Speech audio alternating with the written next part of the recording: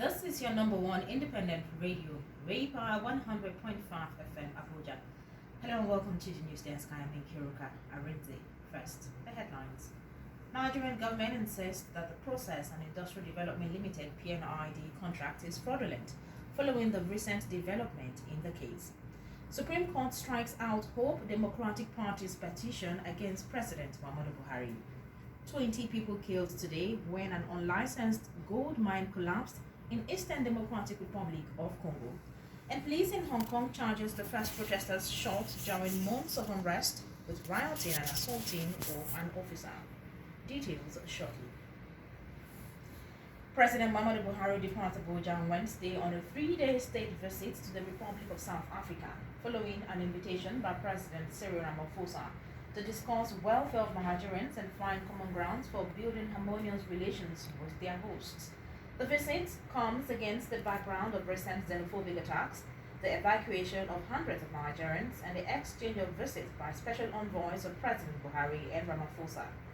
While in South Africa, the Nigerian leader will hold a town hall meeting with Nigerians living in the country with a view to sharing in their experiences and reassuring them of Nigerian government's commitment to working for the protection of their lives and property and promoting peaceful coexistence.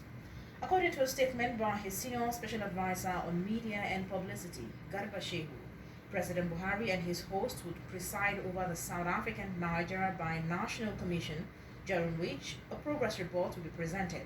At the end of the meeting, both leaders will sign a joint communique.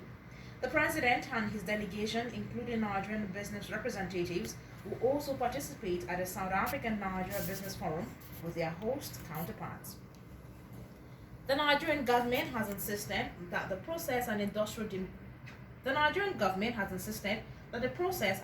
Development Limited (PNID) contract is fraudulent following the recent development in the case.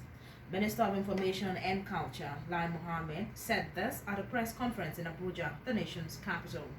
He said the federal government now has unconditional permission to appeal against the decision of the commercial court, recognizing and converting the $9.6 billion arbitration award in favor of PNID to a domestic judgment, he told reporters. A London court had in mid-August granted PNID the right to seek Nigerian government assets worth $9.6 billion over an aborted gas project. The court awarded a penalty in an arbitration decision over a failed deal to build a gas processing plant in Calabar, the Cross River State capital. However, the decision of the court did not go well with Muhammadu Buhari administration, which said the contract was initially designed to fail. The Supreme Court on Thursday struck out Hope Democratic Party's petition against President Muhammadu Buhari. We'll bring you details in our subsequent bulletin. The President of the Senate, Ahmed Ibrahim Lawan, has called on security agencies to arrest and prosecute foreigners and anyone engaged in the illegal mining of the country's mineral resources. Lawan made the call in his remarks after the consideration of a motion titled "The Need to Check Illegal Mining Activities in the Country." The motion was sponsored by Senator Yar Shaib Al-Haji, PDP Zamfara North, and co-sponsored by 32 other senators. The Senate President, while speaking passionately on the motion, said the Senate will look into the solid minerals sector seriously and will charge its Committee on Solid Mineral Steel Development to call for a public hearing on what the sector should be in Nigeria. Lawan called for proper revamping and protection of the mining sector, adding that illegal mining is unacceptable. Organized labor in Nigeria has issued a 2-week notice to begin indefinite strike should government fail to fully implement the 30,000 Naira minimum wage. In a communique issued last night at the end of a meeting between the Nigerian Labour Congress and the Trade Union Congress with executives of the Joint Public Service Negotiating Council, organized labor said if nothing is done by October 16, 2019, workers will down tool. Labour said workers are losing their patience following government's continuous and deliberate attempt to prolong every discussion surrounding the minimum wage, despite the high cost of goods and services following the fall on the value of the Naira.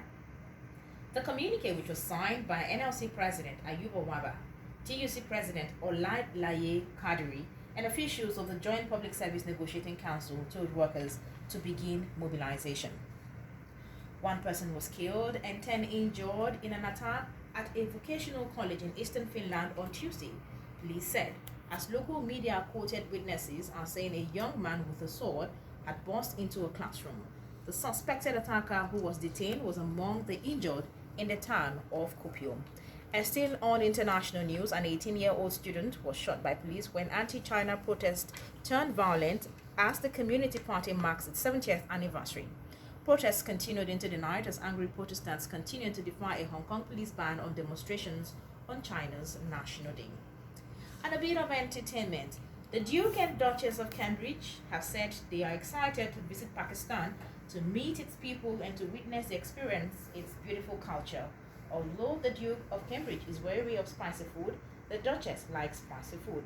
Prince William and Kate Middleton were speaking to around 70 selected Pakistanis at the Aga Khan Center at an exclusive reception hosted for them by His Highness the Aga Khan in association with Pakistan High Commission. And R. Kelly woes appears to be compounding as he has yet again been denied bail. According to page 6, R. Kelly has asked to be freed while awaiting trial. His lawyers argued that he doesn't have any money to flee even if he wanted to. In a bit of sports, a draw for the CAF Champions League group stages and the CAF Confederation Cup playoff round will be held on Wednesday, 9th October 2019 in Egypt. Long-distance running guru Albert Salazar, the former coach of Britain's four-time Olympic gold medalist Mo Farah, has been slapped with a 4-year ban after being found guilty of doping violations. And in tennis, world number 1 Novak Djokovic played steady recovery of his left shoulder injury Tuesday by defeating an Australian challenger at the Japan Open, his first competition since pulling out of the US Open. The experienced Spaniard top seed claimed a 6-4, 6-2 victory against 20-year-old Alexei, who fought bravely at the Ariake Coliseum, a venue for the Tokyo 2020 Olympics. And in business, Comptroller General of the Nigerian Customs Service, Hamid Ali, has directed that owners of vehicles seized or detained will pay the complete duty with 25% penalty levy. In a circular released by AOB Fatade, Assistant Comptroller General, all operations units were mandated to report actions on this to the headquarters on a weekly basis. And Abuja is characterized by light clouds and gentle breeze with temperature put at 27 degrees Celsius. Sunny and gentle breezes in the forecast in Yola, and the temperature is put at 29 degrees Celsius. Calabar will experience light rain showers and the temperature is put at 28 degrees Celsius. And now the last line. In the words of Fulton Sheen, philosopher, theologian, and Roman Catholic Archbishop, nothing ever happens in the world that does not happen first inside the human heart. And that's it for News Desk. I am Nkiruka Arinzi. Do join us at 1 o'clock for news on the hour. Good afternoon and many thanks for listening.